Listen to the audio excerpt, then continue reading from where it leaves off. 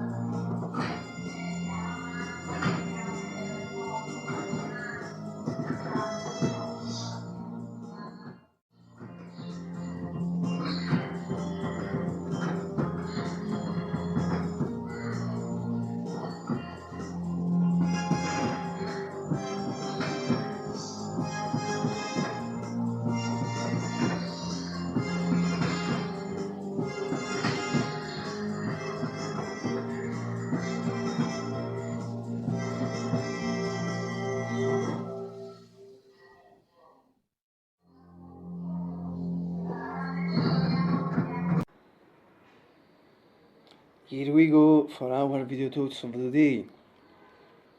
Yes, come potete vedere, innanzitutto oggi ho anch'io la camicia nera,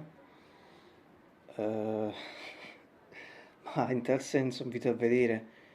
il mio video che feci, che tra l'altro è il secondo più visto qui, qualche mese fa, alla fine di gennaio, che tra l'altro è anche l'ex video precedente, video trailer precedente del canale, in cui parlavo anche della camicia nera e mi ponevo delle domande sulla funzione della camicia nera di Mr. Lynch, ma andatelo a vedere se vi volete fare due risate, anche se non so, potete fare proprio due risate, ma secondo me si possono fare anche due risate con quelle questioni che mi ponevo. Poi sì, diciamo, questo video in realtà lo faccio, oggi è 24, ma è relativo al 23, però purtroppo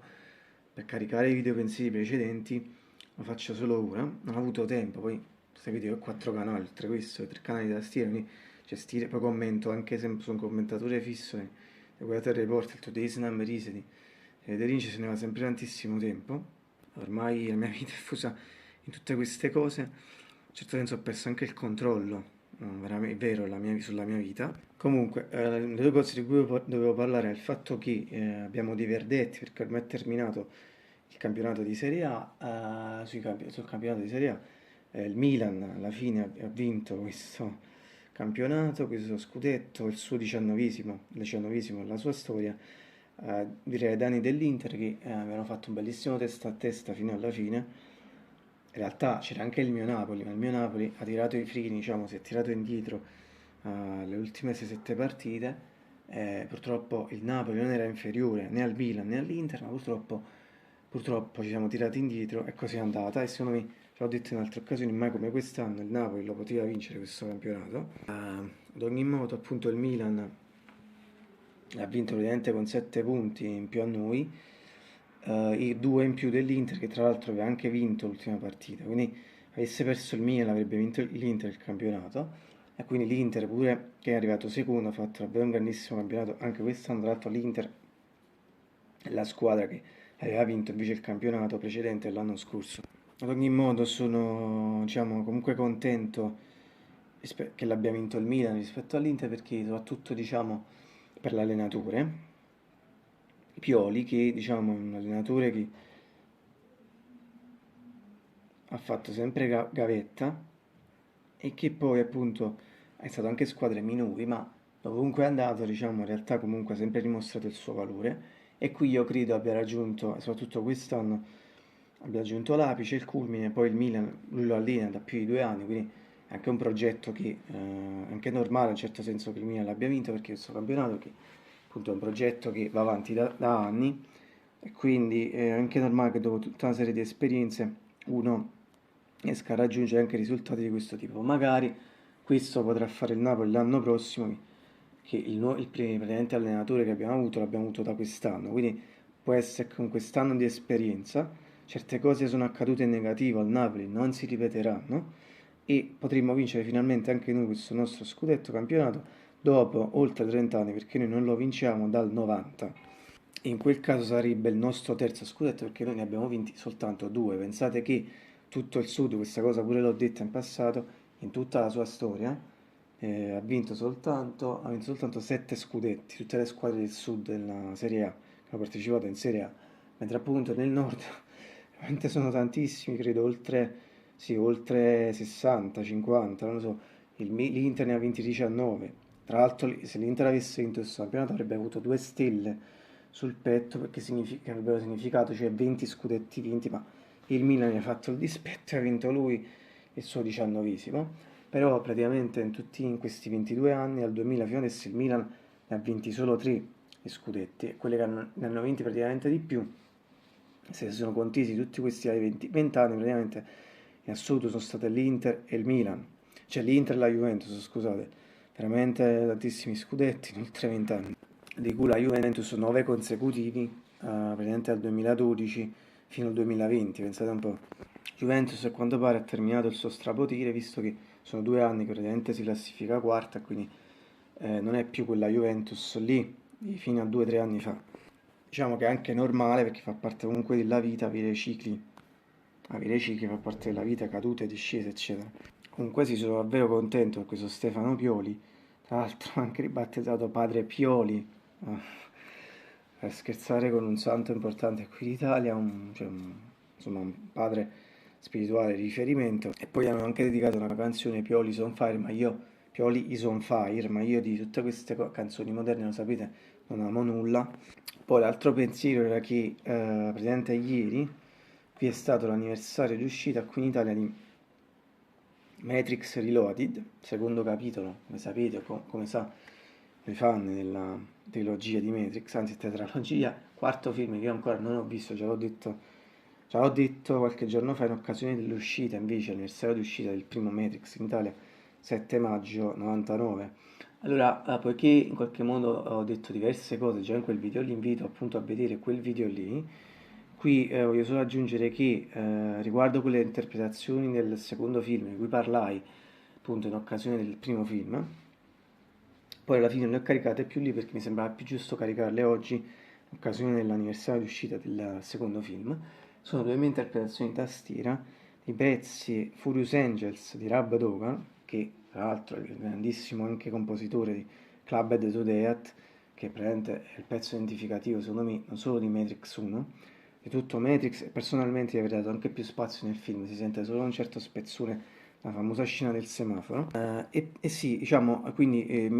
tre in realtà interpretazioni da questo film, di cui due appunto in cui c'entra proprio il personaggio di Neo, che sono come ho detto Furious Angels e poi Chateau, entrambe di Rob Dogan. Se avete visto i brevi, appunto i video completi sono sempre in descrizione, poi ce ne sarebbe anche un altro, Mona Lisa Overdrive, però sì, no no, vabbè, comunque diciamo ho messo anche quello come breve perché comunque è un pezzo del secondo film, riguarda praticamente la famosa scena dell'inseguimento in autostrada dove ci sono Trinity e Morpheus sostanzialmente. Mentre Chateau, il brano Chateau, riguarda invece la scena in cui Neo lotta con tutta quella gente in quella sala, diciamo, artistica. Veramente molto bella quella scena. Poi in questo fatto di combattimenti sorelle Wachowski sono delle esperte, diciamo così. E poi invece Furious Angels è una delle prime tracce si sente in sottofondo quando Neo combatte con all'inizio gli agenti Smith e dice li hanno potenziati. E infatti io all'inizio del video dico anche questa frase quando, prima che seguo il pezzo. Poi vabbè, io ho anche imitato, c'è anche un video, se vedete il trailer, diciamo il preview del video dedicato al primo Matrix, c'è anche una parte, uno spezzone in cui c'è l'anteprima, c'è l'imitazione della scena in cui Neo incontra Morpheus per la prima volta, ma io già in passato facevo queste imitazioni di Matrix, perché è un film che, appunto il primo però, è un film che davvero nel cuore, nella mente, è uno dei più grandi film che abbia mai visto, come tanti penso. E sì, secondo me comunque appunto il primo film e soprattutto anche il secondo sono i due film che più meritano. E la tetralogia, ripeto, non ho visto il quarto film, quindi non po- però certamente non è, cioè si sa che non è come gli altri. Comunque il secondo film pure secondo me è molto interessante perché ha dei dialoghi molto complicati, soprattutto quello l'architetto penso. Poi il film ha sempre tantissime chiavi di lettura, come lo vogliamo leggere. Comunque sì, io che ho studiato filosofia, poi trovo il film di un'estrema importanza per me, ma anche in generale per una visione oggettiva sulla vita, eccetera. Sì, e poi per chi non lo sapesse, questi occhiali io li comprai, diciamo, 6-7 anni fa, proprio cercando di trovare un modello simile a quello di Neo, adesso non ricordo se in Reloaded o il primo Matrix, penso più in Reloaded. Comunque, credo che ci andai vicino, però ovviamente quegli occhiali sono unici, bisognerebbe ordinarli per proprio originali. Chissà se un giorno lo farò mai. Tra l'altro poi all'università pure mi chiamavano Neo perché in realtà io all'università, proprio parliamo di 8 anni fa, quasi, il primo anno ero famoso, diciamo, tra virgolette, per questo fatto che indossavo quasi sempre gli occhiali da sole scuri, proprio perché volevo imitare Neo. E quindi i miei conoscenti allora mi chiamavano anche Neo, certo, forse mi prendevano anche in giro, da un lato non credo, però facevano anche un fatto di, cioè scherzo, vabbè sì, ma una cosa giocosa in qualche modo. Però sì, in inverno soprattutto mi vestivo anche con un giaccone nero simile a quello di Neo e Matrix. Questo per farvi capire quanto per me Matrix è un film, non da cui sono dipendente, ma certamente, diciamo, è sempre stata una grande attrattiva per me. E poi lì io credo che Keanu Reeves, forse nel suo miglior ruolo, io faccio sempre fatica a parlare per assoluti, però sicuramente quello di Matrix è il ruolo che l'ha consacrato, insomma, che lo ha reso noto in tutto il mondo. Per me è uno comunque dei suoi più grandi ruoli. Ci sono anche altri suoi grandi ruoli drammatici, ma lì comunque lui nei film d'azione è sempre più votato, ma in Matrix è un ruolo un po' più particolare e complesso, secondo me in effetti probabilmente forse è il suo migliore in assoluto, o comunque uno dei suoi migliori. Tra l'altro qui un telecronista tifoso del Napoli, che si chiama Raffaele Auremma, anche molto noto, quando c'era il nostro giocatore anni fa, i primi anni di Serie A, quando siamo ritornati nel 2006, 2007, scusa, è stato per 2 anni questo giocatore, 2 anni e mezzo, Marcelo Zalacita, lui lo chiamava proprio Morpheus e diceva anche il capo degli umani contro i mostri. Questo telecronista praticamente era solito dare i nomignoli ai calciatori, era una sua passione, diciamo così, e in questo caso a Zalacita, tra l'altro secondo me anche grande giocatore, molto sottovalutato, e decisivo anche nella Juve, ha giocato, e adesso vende la frutta, è tornato ai suoi albori, forse è un suo sogno dell'infanzia, comunque lo chiamava, questo giocatore era di colore nero, appunto lo chiamava Morpheus, il capo degli umani contro i mostri, proprio per la similitudine con Morpheus